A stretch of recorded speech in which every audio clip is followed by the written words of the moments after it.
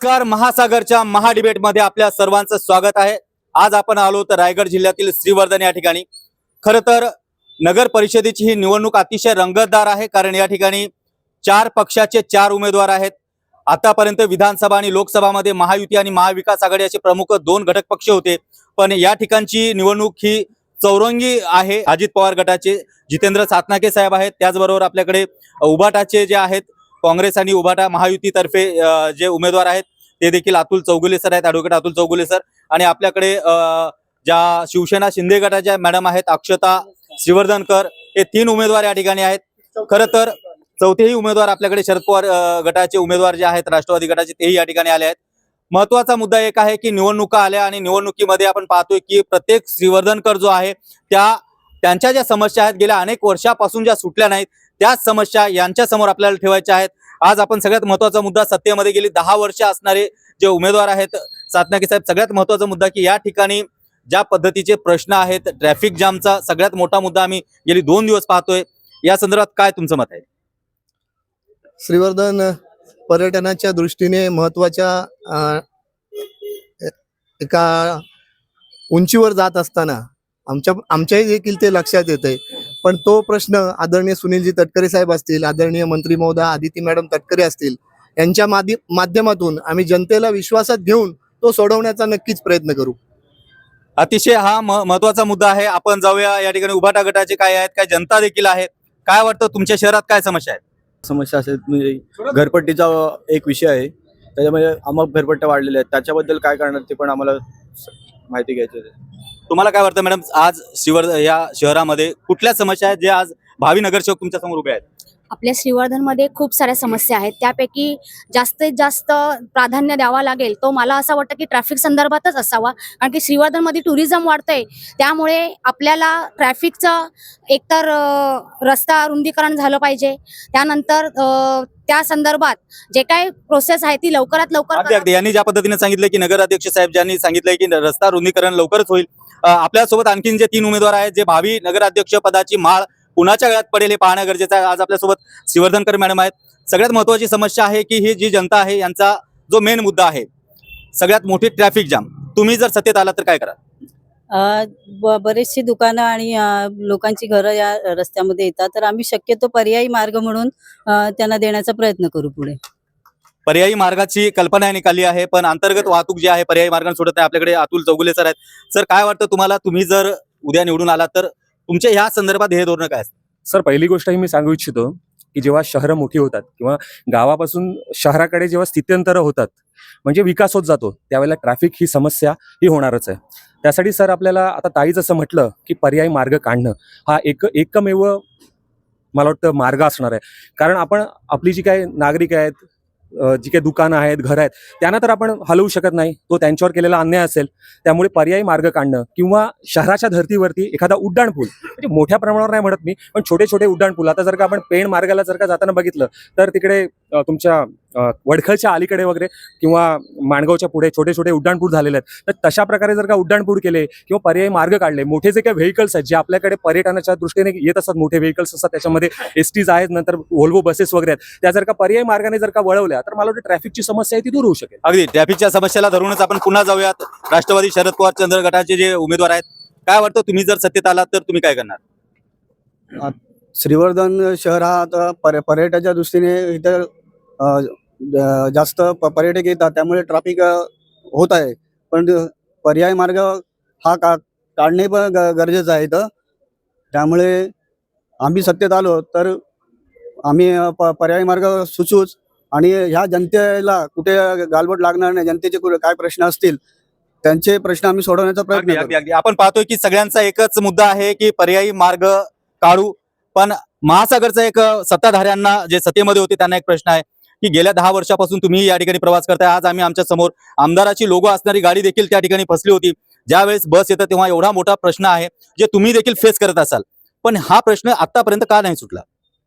हा प्रश्न गांभीर्याने आम्ही अनेक वर्ष घेत आलोय. आता पर्यटनाच्या दृष्टीने पर्यटकांची संख्या वाढल्यानंतर हा प्रश्न सोडवण्यासाठी आम्ही अनेक दृष्टीने प्रयत्न करत आहोत. जसं अतुलजींनी सांगितले पर्यायी मार्ग आहेत, किंवा वेगवेगळे डायव्हर्शन रस्ते आम्ही विकसित करण्याचा प्रयत्न करतोय, किंवा मग लोकांना त्रास न होता किंवा त्यांना कुठे नुकसान किंवा त्यांची देशोधडीला जाण्याची भूमिका न घेता अगदी अगदी मुद्दा तुमचा बरोबर आहे, पण 10 वर्ष तुम्हाला जे पर्यायी मार्ग जे आहेत तो नाही सुचला का? कारण आता निवडणुकीमध्ये हा प्रश्न सगळ्यात महत्वाचा आहे आणि सतवतोय. बरोबर आहे, पण 10 वर्ष आम्ही त्याच्यावर प्रयत्न करतच आलो. आता गेली 4.5 वर्ष प्रशासक असल्यामुळे नगरपालिकेमध्ये प्रशासकांचा कारभार होता. आता 2016च्या नंतर 2025 मध्ये आज आम्ही निवडणुकीला सामोरं जात आहोत. निश्चितपणे पुढच्या कालावधीमध्ये आम्ही याच्यावर मार्ग काढण्याचा प्रयत्न करू. तर असा प्रश्न आहे की या ठिकाणी यावरती मार्ग निघणं हे खरोखरच गरजेचं आहे. आपल्याकडे काही स्थानिक नागरिक आहेत कार्यकर्त्यांपेक्षा. स्थानिक नागरिक या ठिकाणी तुमचे प्रश्न काय आहेत? प्रश्न सांगा. कारण आमचे प्रश्न काय नाही की जे उमेदवार आहेत त्यांनी सर्व जनतेचा संपूर्ण शहराचा आमचा विकास करावा एवढीच आमची इच्छा आहे आणि ती राष्ट्रवादीच्या तटकरे साहेबांच्या माध्यमातून नक्कीच होत आहे आणि संपूर्ण शहराला दिसत आहे. तुम्हाला काय वाटतं, काय समस्या आहेत आपल्या नगरीमध्ये? काय समस्या आहेत? समस्या नाही, आता भरपूर आपले इथं निधी वगैरे आलेले तटकरे साहेब आमदार झाल्यापासून, त्यामुळे काही इथं काय आता तशा समस्या काय राहिलेल्या नाहीत. रस्ते, पाणी योजना वगैरे सगळं व्यवस्थित सगळं आहे श्रीवर्धनमध्ये. अगदी या ठिकाणी आपण पाहतोय की काही रहिवासी आहे त्या वस्तुस्थितीमध्ये समाधानी आहेत आणि येणारा फंड भरपूर आहे आणि नक्कीच विकास होईल असं नागरिकांचं मत आहे. आपल्याला कुणाला काय प्रश्न विचारायचा आहे का? बोला बोला. 2017 मध्ये ज्यावेळेला हे निवडून आले त्यावेळेला त्यांनी पेपरला बातमी दिली की शासनाच्या धोरणानुसार ही घरपट्टी वाढलेली आहे, पण ती कौन्सिलनी मागणी केली ती 100% घरपट्टी वाढून मिळावी कारण नगरपालिकेचं उत्पन्न वाढेल. मग नगरपालिकेचं उत्पन्न ह्यांना गायगरिबाकडनंच पाहिजे होतं का? ह्याचा यांनी खुलासा करावा. अगदी सर, महत्वाचा मुद्दा घरपट्टीच्या संदर्भात आहे. काय सांगाल तुम्ही आतापर्यंत होतात? ती घरपट्टीची जी वाढ होती ती शासनाच्या धोरणानुसारच झाली होती. त्याच्यामध्ये काय असं कोणी मुद्दामून वाढवण्याचा तो काही विषय नव्हता. 695 ठराव घेतला होता. हा, बोला. 695 त्यांनी ठराव घेतला होता आणि त्याच्यात त्यांनी मागणी केली. मी पुराव्यासहित सिद्ध करतोय. सर काय सांगाल, काय बोलाल? त्यांचं मत आहे की ठराव घेतला होता. शासनाचं धोरणच असं असतं की काउन्सिलच्या ठरावाशिवाय ती घरपट्टीची त्यांची जी प्रक्रिया आहे ती पूर्ण होत नसते. तर ती एक फॉर्मॅलिटी असते आणि त्याच्यामध्ये सगळ्यांचं नुकसान व्हावं असा काही उद्देश नव्हता आणि ती शासनाच्या नियमाप्रमाणेच वाढवण्यात आली. अगदी यांचं मत आहे शासनाच्या नियमाप्रमाणे या ठिकाणी घरपट्टी वाढवण्यात आली आहे. आणखीन कुणाला काय प्रश्न विचारायचा आहे का? कोण आहे प्रश्न? हा बोला, या बोला, जोरात बोला. येस सर, बोला. एवढ्या वर्षामध्ये मच्छी मार्केटचा प्रश्न सुटलेला नाहीये, भाजी मार्केटचा प्रश्न सुटलेला. कोळणी उन्हामध्ये रस्ते ह्याच्यामध्ये मच्छी विकतात. सगळ्यात महत्वाचा मुद्दा आहे भावी तिन्ही नगरसेवक, चारही नगरसेवकांना हा मुद्दा आहे की या ठिकाणी खरं तर पर्यटक येत असतात आणि सगळ्यात मोठा व्यवसाय मत्स्य व्यवसाय आहे. या ठिकाणी मत्स्य विक्रेते जे आहेत त्यांना जो त्रास सहन करावा लागतो. सर काय सांगाल, तुम्ही जर आला तर काय सांगाल, काय कराल? सर आमचा जो काही जाहीरनामा आहे त्याच्यामध्ये पहिला प्रश्न हा आम्ही मच्छी मार्केटचा घेतलेला आहे. कारण कोकणी माणसाचं सगळ्यात आवडतं खाद्य असेल तर ते मच्छी, म्हणजे फॅक्ट आहे ही आपली. तर जर का आमची त्या ठिकाणी जर का नगर परिषदेमध्ये सत्ता आली तर गेले अनेक वर्ष जो प्रलंबित प्रश्न आहे मच्छी मार्केटचा तो नक्कीच आम्ही मार्गास लावू. प्रलंबित प्रश्न मार्गस्थ करेल. सर तुमचं काय मत आहे? आम्ही जर सत्तेत आलो तर मच्छी मार्केट आम्ही मच्छी विकायला जे महिला वर्ग आता उघड्यावर बसतोय त्यांच्यासाठी आम्ही भव्य असं मच्छी मार्केट बांधू आणि त्यांचा तो प्रश्न मार्गी लावू. अगदी भव्य मच्छी मार्केट बांधू असं यांचं मत आहे. सर काय वाटतं तुम्हाला? तुम्ही सत्तेत आला तर हे जे यांचे प्रश्न आहेत नागरिकांचे, छोटे प्रश्न आहेत पण करू शकता. आम्ही नागरिकांच्या प्रश्नांनाच प्राधान्य देऊन काम करण्याचा प्रयत्न करू आणि नागरिकांच्या ज्या ज्या समस्या आहेत त्या सोडवण्यासाठी आम्ही कटिबद्ध राहू. अगदी मॅडम काय वाटतं थोडक्यात?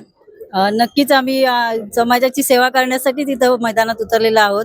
तर शेवटपर्यंत शिंदे साहेबांच्या आणि भरत शेठ साहेबांच्या आशीर्वादाने आम्ही शेवटपर्यंत सेवा करणार. अगदी यांचं मत आहे की जनतेचे प्रश्न आहेत मच्छी मार्केट. येणारी निवडणूक झाल्यानंतर तुमचं मच्छी मार्केट उभं नाही राहिलं तर महासागर पुन्हा इथे येऊन तोच प्रश्न निवडून आलेल्या नगराध्यक्षांना विचारेल. दुसरा कोणाचा प्रश्न आहे? हा बोला बोला. हा बोला. एक एक एक एक घेऊ. हा बोला. चौघांनी एकत्र प्रश्न विचारू का? हा बोला, जोरात विचारा. माझा चारही नगराध्यक्षांना असा प्रश्न आहे की श्रीवर्धनच्या समस्या श्रीवर्धनकरांना सगळ्यांना माहिती आहेत, पण पायाभूत सुविधा यासाठी आपण चौघांचंही काय विजन असेल हे आम्हाला जरा कळू द्या.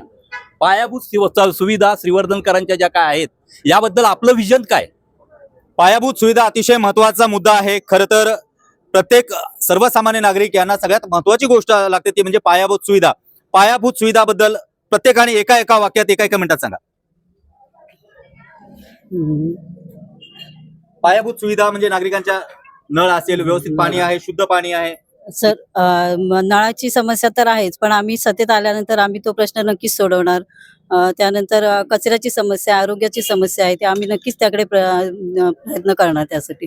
अगदी सगळ्यात महत्वाचा मुद्दा आहे पायाभूत सुविधावरतीच. या ठिकाणी येणारं पाणी जे आहे दूषित पाणी असतं. बऱ्याच वेळेला नळामधलं काही समुद्राचे काही प्राणी येत आहेत असं काही नागरिकांचं मत आम्हाला कळलं. काय सांगाल? नाही, आम्ही पायाभूत सुविधांवर अनेक वर्ष आदरणीय तटकरे साहेबांच्या नेतृत्वाखाली इथं पायाभूत सुविधा निर्माण करण्याचा प्रयत्न केला. रस्ता असेल, वीज असेल, पाणी असेल, या समस्या देखील आम्ही सोडवण्यात यशस्वी ठरलो असं मला म्हणायचं आहे. आणि येणाऱ्या कालावधीमध्ये पण ज्या ज्या समस्यांना आम्हाला सामोरं जायला लागेल त्या आदरणीय नेतृत्वाखाली आम्ही सोडवण्याचा प्रयत्न करू. आणि दूषित पाणी फिल्ट्रेशन प्लांट झाल्यामुळे आता तसं पाणी येत नाही, आता शहराला स्वच्छ पाणी मिळते. सर, तुम्ही एका मुलाखतीत आरोप केला होता की शुद्ध पाणी नाही आहे, काय सांगाल? सर अजूनही माझा आरोप कायम आहे. माझ्या फिश टँकमध्ये नळातून आलेल्या कोलंब्या अजून मी ठेवलेल्या आहेत, आपल्याला मी दाखवू शकतो त्या. तर पायाभूत सुविधा म्हणाल तर सर आम्ही आरोग्याकडे लक्ष देऊ. हॉस्पिटल आहे, एवढी वर्ष झाली, हॉस्पिटलमध्ये सुविधा आहेत का हे मला विचारण्यापेक्षा इथे उपस्थित असलेल्या जनतेला विचारावं सर. दुसरी गोष्ट म्हणजे, पहिली गोष्ट आरोग्य झालं, दुसरं शिक्षण, नगरपालिकेच्या शाळा आहेत त्याची काय अवस्था आहे, विद्यार्थी संख्या किती आहे तेही बघणं गरजेचं आहे. तिसरी गोष्ट म्हणजे मागाशी सांगितलं असं फिल्टरेशन प्लांट झालेला आहे, परंतु खरंच पाणी चांगलं येतं का त्याच्याकडे आम्ही लक्ष देऊ आणि खऱ्या अर्थाने म्हणजे जनतेला शुद्ध आणि स्वच्छ पाणी द्यायचं. सर, आता यांनी सांगितलं की सर पाण्याची सुविधा तुम्ही केलेली आहे, त्यांचं मत आहे की पाणी शुद्ध येत नाही. नाही, माझं मत आहे पाणी शुद्ध येतं. शहरातल्या नागरिक या पाण्याच्या समस्येवर एकदम समाधानी आहेत आणि त्याच्यामुळे पाणी एकदम चांगलं आहे. फिल्ट्रेशन प्लांट आहे त्याच्यामुळे स्वच्छ पाणी शहरामध्ये येतो.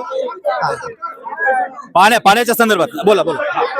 साहेब मला एक असं म्हणायचं आहे, पाणी योजना जी केलेली आहे, तुम्ही साहेब मला एक गोष्ट सांगा, जिथून त्यांनी पाणी आणतायत किती वेळा पाणी फुटलं, नळ म्हणजे जे पाईप येतात ते किती वेळा फुटले त्यांनाच विचारा. आज लोकांच्या जनतेचा प्रश्न साहेब आहे ना, अनेक समस्या आहे. म्हणजे जे पाईप टाकले गेले म्हणजे ज्या काही गोष्टी केलेल्या आहेत. आता एकच तुम्ही राऊंड मारा चौकर पाकाडीमध्ये, तिकडं आता पाणी सोडलेलं आहे.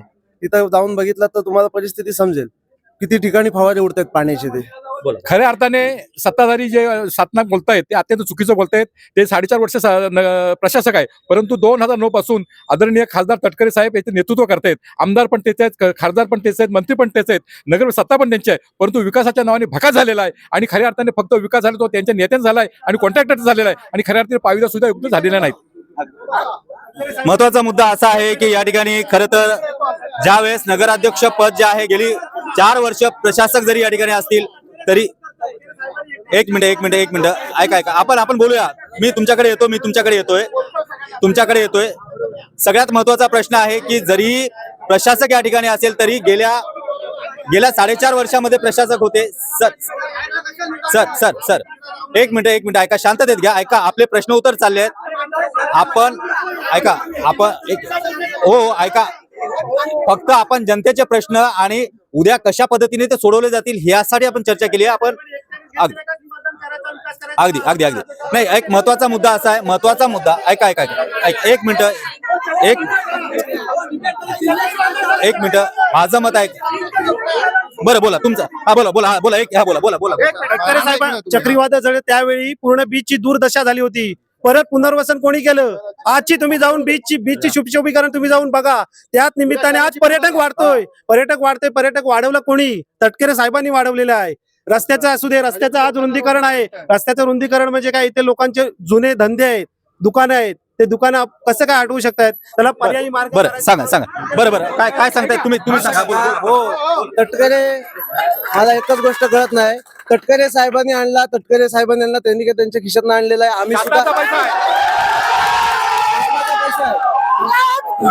आम्ही सुद्धा शेठ गोगावलेंच्या माध्यमातून 3.5 कोटीची कामं आणलेली आहेत श्रीवर्धन मध्ये. मग एक मिनिट शांत ऐका, आपण आपले प्रश्न नगराध्यक्षांना आहेत, आपले प्रश्न एकमेकांना नाही आहेत. ऐका, शांतपणे ऐका. एक मिनिट शांत बसा प्लीज. ऐका, एकमेकांना प्रश्न नाही आहेत, आपले प्रश्न नगराध्यक्ष जे आहेत त्यांच्यासाठीचे प्रश्न आहेत. आपला सर महत्वाचा मुद्दा असा आहे कारण या ठिकाणी गेले 2009 पासून राष्ट्रवादीची सत्ता केंद्रामध्ये आहे, त्याबरोबर मंत्री आहेत, खासदार आहेत, पण याच्यामध्ये ज्या विकास कामामध्ये तुमचं जरी या ठिकाणी प्रशासक असेल तर विकास कामाला अडथळा कुठे आला? विकास कामाला कधीच अडथळा आला नाही.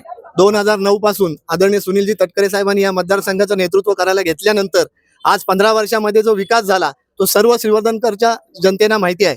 आज बीच ब्युटिफिकेशन असेल, कुटीर रुग्णालयाचं उपजिल्हा रुग्णालय झालं, आज प्रशासकीय इमारती झाल्या, आज फिल्ट्रेशन पाण्याची व्यवस्था झाली, रस्ते झाले, त्याच्यानंतर आज शिवछत्रपती महाराजांची सृष्टी तिकडे होते. ह्या सर्व बाबींमुळेच आज पर्यटकांची संख्या श्रीवर्धन मध्ये वाढली. पर्यटकांची संख्या वाढली, पर्यटन वाढवलं. मॅडम, तुमचा काय आरोप आहे? कारण तुम्ही देखील आता एका विरोधात उभा राहिलात.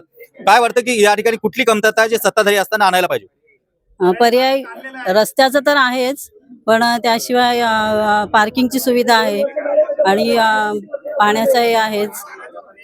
पार्किंग आणि पाणी ह्या जे सर्वसामान्य सुविधा आहेत. काय म्हणणं आहे तुमचं मला सर, तुमचा काय आरोप आहे सगळ्यात महत्वाचा? आता गेल्या एवढ्या वर्षापासून या ठिकाणी राष्ट्रवादीची सत्ता आहे, काय म्हणताय? तुमचा आरोप काय? ते म्हणतात की विकास केलाय, पण गल्लोगल्ली तुम्ही जाऊन बघा, मोहल्ले फिरून बघा, गल्लोगल्लीचा विकास नागरिकांचा झालेला नाहीये.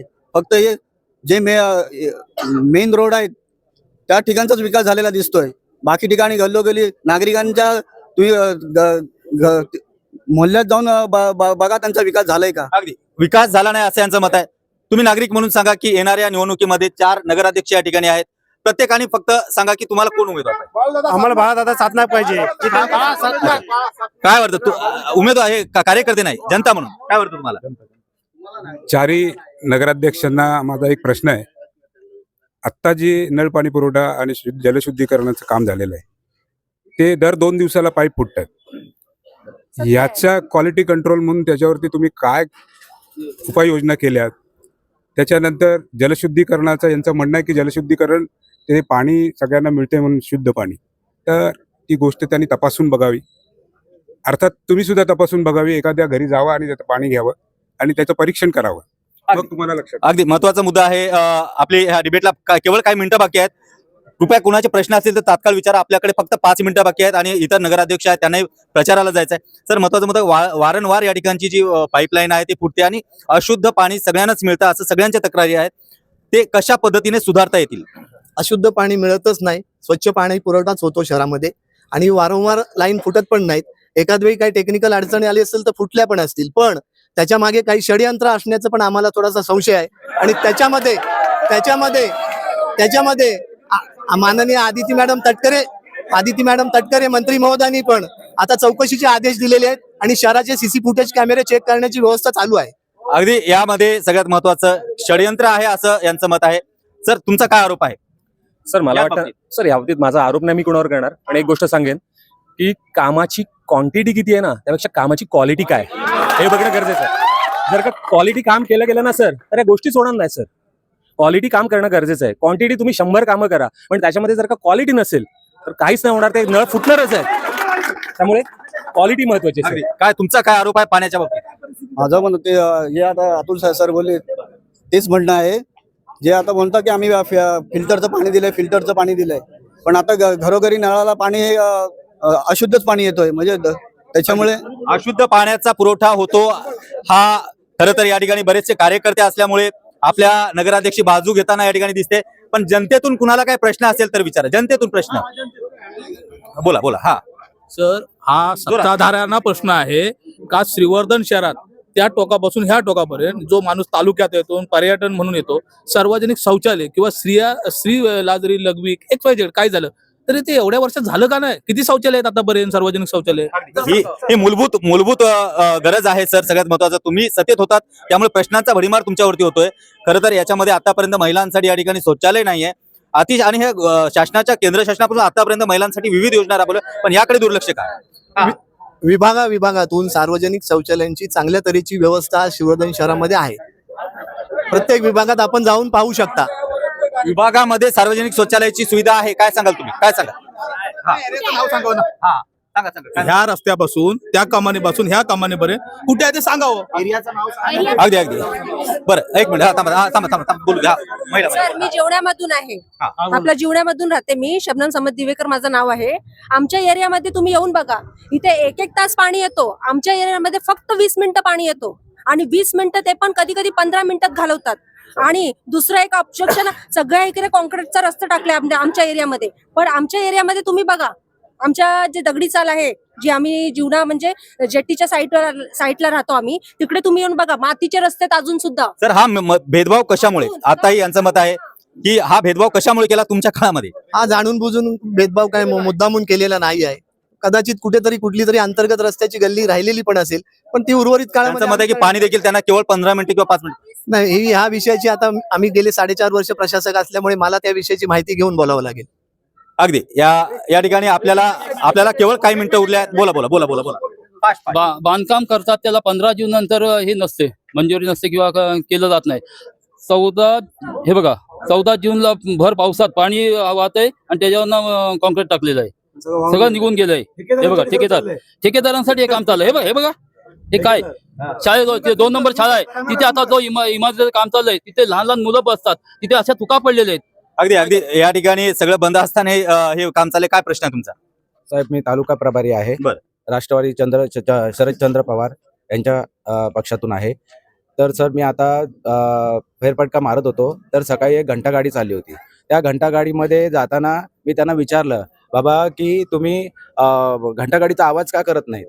तुम्ही जे जाताना तुम्ही म्हटलं जाताय, पण घंटा गाडीचा नियम काय आहे की घंटा गाडीचा आवाज करणं गरजेचं आहे. या ठिकाणी आज आपल्या या कार्यक्रमामध्ये 4ही नगराध्यक्ष आमच्या या विनंतीला मान देऊन या ठिकाणी आले आणि विशेष म्हणजे जनतेच्या प्रश्नाची उत्तरं देण्याचा प्रयत्न देखील केला. आणि अपेक्षा आहे की निवडणूक झाल्यानंतर येणारा सत्ताधारी जो कोणी पक्ष असेल या जनतेची प्रश्न सोडवतील. मूलभूत पायाभूत सुविधा ज्या आहेत ते सोडवणं देखील गरजेचं आहे. आपण ह्या डिबेटची एक सांगता करता सगळ्यांकडनं एक शपथ घेऊया की तुम्ही आल्यानंतर खरंच जनतेच्या पायाभूत सुविधा पूर्ण कराल. आम्ही जर सत्तेत बसलो तर जनतेच्या सगळ्या म्हणजे शासनाच्या ज्या योजना काय असतील घरोघरी पोहोचवण्याचा आम्ही मानस ठेवू. अगदी काय सर तुम्ही काय सर, छत्रपती शिवाजी महाराजांना आणि विश्वरत्न बाबासाहेब आंबेडकरांना साक्षी ठेवून या ठिकाणी शपथ घेऊन सांगतो, जर का आम्ही सत्तेमध्ये आलो तर आम्ही ज्या समस्या आहेत, बेसिक प्रॉब्लेम जे आहेत ते पहिल्यांदा सोडवू. सर आपणही काय सांगाल? ग्रामदेवता आई समजायची शपथ घेऊन सांगतो की येणाऱ्या कालावधीमध्ये आम्हाला जर जनतेने सेवा करण्याची संधी दिली तर आम्ही जनतेचे प्रश्न सोडवण्यासाठी कटिबद्ध राहू. मॅडम आपणही एक शपथ घ्यावी जनतेसाठी. शिवछत्रपती आणि सुधादेवीची शपथ घेऊन सांगतो की जर आम्हाला लोकांनी जर सत्ता हातात दिली तर जनतेचे जे मूलभूत प्रश्न आहेत, हॉस्पिटलची समस्या असेल, शाळेची समस्या असेल आणि ज्या समस्या असतील त्या आम्ही नक्की पूर्ण करण्याचा प्रयत्न करू. अगदी आज महासागरच्या वतीनं या ठिकाणी 4ही नगराध्यक्षांनी शपथ घेतली आहे की मूलभूत सुविधा पूर्ण करू. आज या चर्चासत्रामध्ये आपण सगळे सहभागी झालात, आपले सगळ्यांचे प्रश्न या ठिकाणी मांडलात आणि आपल्या सगळ्यांचे प्रश्न जे आहेत उद्या सत्तेमध्ये कुणाच्या गळ्यामध्ये हार पडतं माळ पडतं हे पाहूया आणि त्याच्यानंतर ही शपथ याच नगराध्यक्षांना आपण आठवण करून देऊया.